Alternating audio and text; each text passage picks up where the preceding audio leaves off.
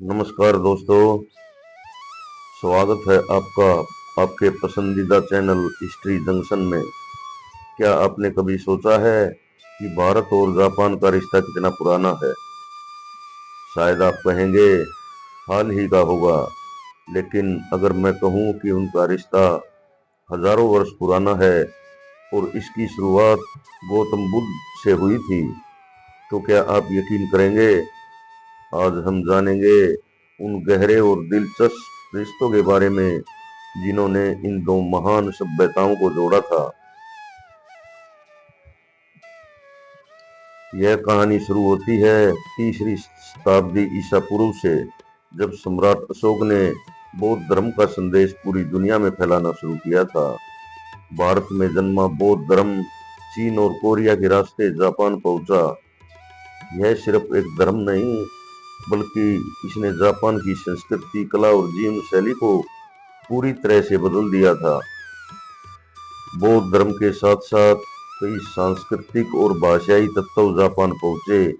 क्या आपको पता है कि हिंदी और जापानी भाषा में कुछ शब्द एक जैसे लगते हैं, जैसे दर्पण या द्रुमा?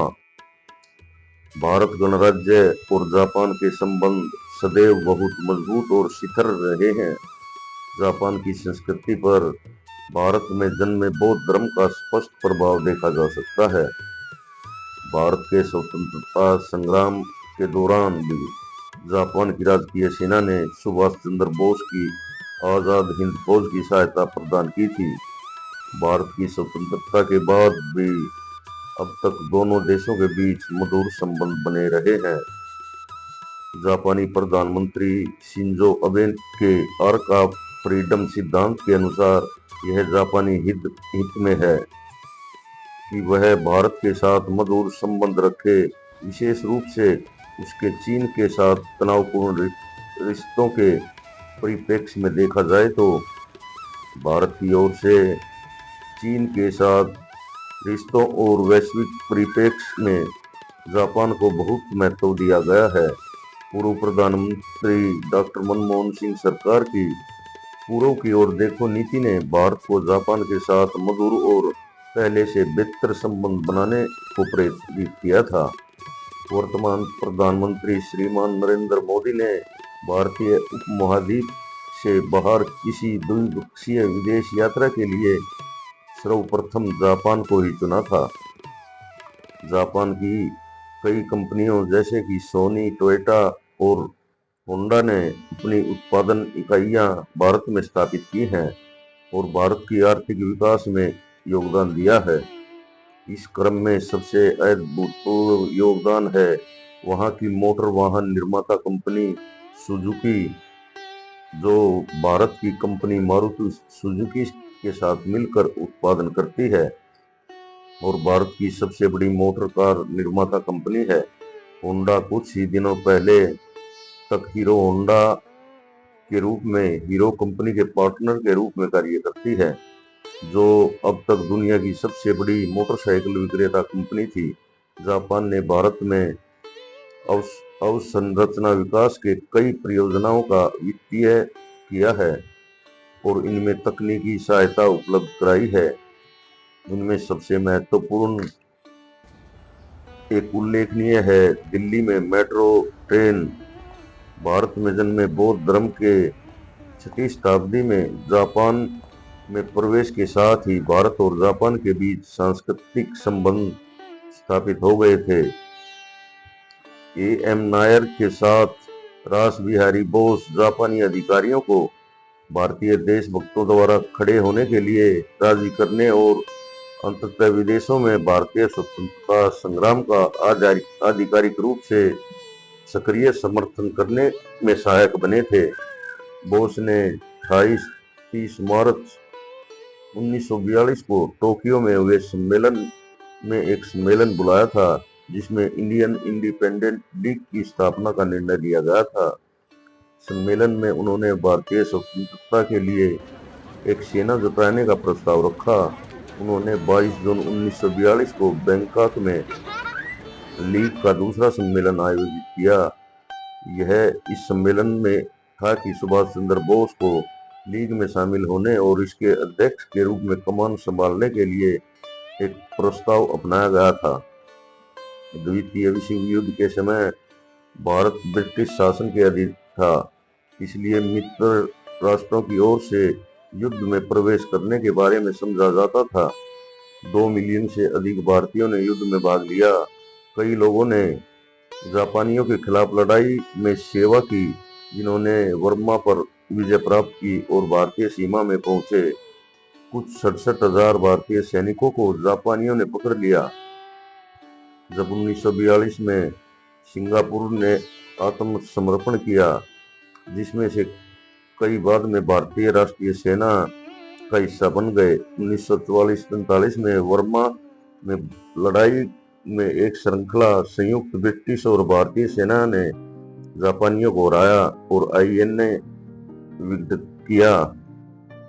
सुभाष चंद्र बोस, जिन्होंने आजाद हिंद फौज का नेतृत्व किया था, एक राष्ट्रवादी आंदोलन जिसका उद्देश्य सैन्य साधनों के माध्यम से ब्रिटिश राज को खत्म करना था।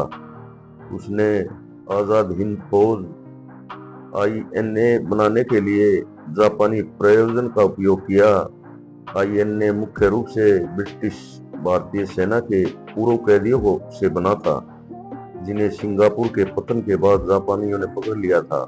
वे मुख्य रूप से पीओडब्ल्यू शिविरों में बहुत कठोर, अक्सर घातक स्थितियों के कारण शामिल हुए। आईएनए ने दक्षिण पूर्व एशिया में भारतीय प्रवासियों के स्वयंसेवकों की भर्ती की। बोस भारत के किसी भी आक्रमण में भाग लेने के लिए आईएनए के लिए उत्सुक थे और कई जापानी लोगों को इस बात के लिए राजी किया कि मुगातुची जैसे प्रत्याशित जीत भारत में ब्रिटिश शासन के पतन के कारण बनेगी।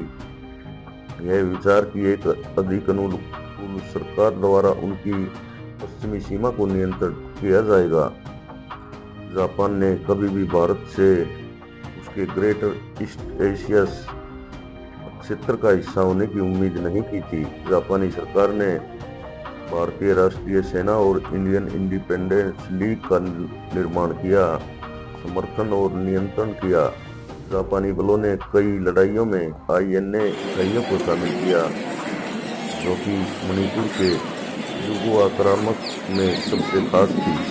इम्फाल और कोहिमा की लड़ाइयों में आक्रामक हमले का समापन हुआ, जहां जापानी सेना को पीछे धकेल दिया गया और आईएनए ने सामंजस्य खो दिया। भारत के स्वतंत्रता संघर्ष के दौरान भी जापान की शाही सेना ने सुभाष चंद्र बोस की आजाद हिंद फौज को सहायता प्रदान की थी। भारत की स्वतंत्रता के बाद भी अब तक दोनों देशों के बीच मधुर संबंध रहे हैं। वर्तमान में भारत की ओर से चीन के साथ रिश्तों और वैश्विक परिप्रेक्ष्य में जापान को काफी महत्व दिया गया है। चीन के साथ दोनों ही देशों के साथ सीमा विवाद है। भारत की ओर से चीन के साथ रिश्तों और वैश्विक परिप्रेक्ष्य में जापान को बहुत महत्व दिया गया है। पूर्व प्रधानमंत्री मनमोहन सिंह सरकार की पूर्व की ओर देखो नीति ने भारत को जापान के साथ मधुर और पहले से बेहतर संबंध बनाने को प्रेरित किया था। दिसंबर 2006 में भारतीय प्रधानमंत्री की जापान यात्रा के दौरान अक्षरित भारत जापान सामरिक और वैश्विक साझेदारी का समझौता किया गया था।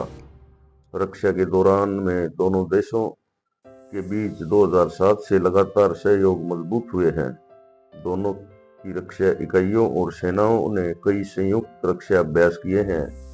2008 में जापान ने एक समझौते पर हस्ताक्षर किए, जिसके तहत वह भारत को कम ब्याज दरों पर 400 अरब अमेरिकी डॉलर की धनराशि Delhi Mumbai high speed rail गलियारे के विकास के हेतु देगा। विश्व में यह जापान द्वारा इकलौता उदाहरण है जो भारत के साथ इसके मजबूत और आर्थिक रिश्तों को दर्शाता है। इससे पहले नवंबर-दिसंबर 2013 में जापानी सम्राट आकिहितो और महारानी मिचिको ने भारत की यात्रा संपन्न की थी। प्रोटोकॉल के विपरीत सम्राट को हवाई अड्डे पर लेने स्वयं प्रधानमंत्री मनमोहन सिंह गए थे, जो भारत और जापान के रिश्तों की प्रगाढ़ता को दर्शाता है।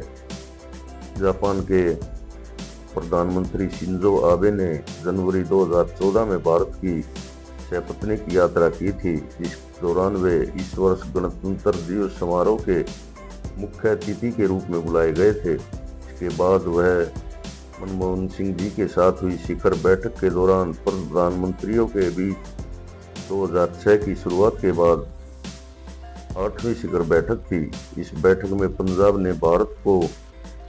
जापान ने भारत को विभिन्न परियोजनाओं के लिए 200 अरब येन लगभग 122 अरब रुपए का ऋण देने की पेशकश की और हाई स्पीड रेल, रक्षा, मेडिकल केयर, औषधि और कृषि तथा तापती ऊर्जा के लिए सहयोग करने की पेशकश की। भारत, जापान श्रीलंका के पूर्वी भाग में त्रिकोमाली में तापीय विद्युत संयंत्र निर्माण में भी साझेदारी करने वाले हैं। वर्तमान प्रधानमंत्री नरेंद्र मोदी ने भारतीय उपमहाद्वीप से बाहर किसी द्विपक्षीय विदेश यात्रा के लिए सर्वप्रथम जापान को ही चुना। टोक्यो घोषणा पत्र 86 रक्षा व सुरक्षा भागीदारी, विदेश व रक्षा सचिवों को शामिल करते हुए 2+2 वार्ता का निर्णय लिया गया। क्षेत्रों और विश्व शांति में तथा सुरक्षा के लिए वैश्विक साझेदारी, संयुक्त राष्ट्र सुरक्षा परिषद के व्यापक सुधार और खासकर स्थायी और अस्थायी दोनों वर्गों के लिए विस्तार की अपील की गई। असैन्य परमाणु ऊर्जा, परमाणु अप्रसार के और निर्यात नियंत्रण, दोनों देशों के बीच असैन्य परमाणु सहयोग में महत्वपूर्ण प्रगति हुई थी। भारत के 6 अंतरिक्ष और रक्षा संबंधित उद्यमों को जापान के फॉरेन एंड यूजर लिस्ट से हटाया गया था। समृद्धि के लिए सहयोग 5 वर्षों में भारत में जापान के विदेशी प्रत्यक्ष निवेश और जापानी कंपनियों की संख्या को दोगुनी करने का लक्ष्य रखा गया है। वर्तमान समय में भारत जापान द्विपक्षीय व्यापार लगभग $14 अरब का है, जिसे बढ़ाकर $25 अरब करने का लक्ष्य रखा गया है। साथ ही जापान का भारत में लगभग $15 अरब का प्रत्यक्ष विदेशी निवेश भी है। जापान की कई कंपनियां जैसे सोनी, टोयोटा, होंडा ने अपनी उत्पादन इकाइयां भारत में स्थापित की हैं।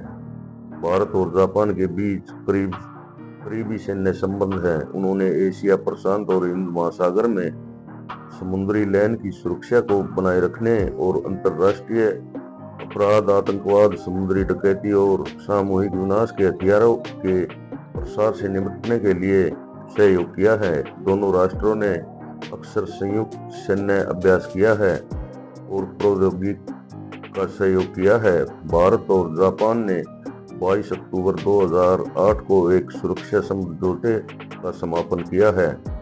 जापानी प्रधानमंत्री शिंजो आबे कुछ लोगों ने इंडोफाइल के रूप में देखा और जापान के पड़ोसियों के साथ क्षेत्रीय विवादों के बढ़ने से सुरक्षा सहयोग की मांग की गई है।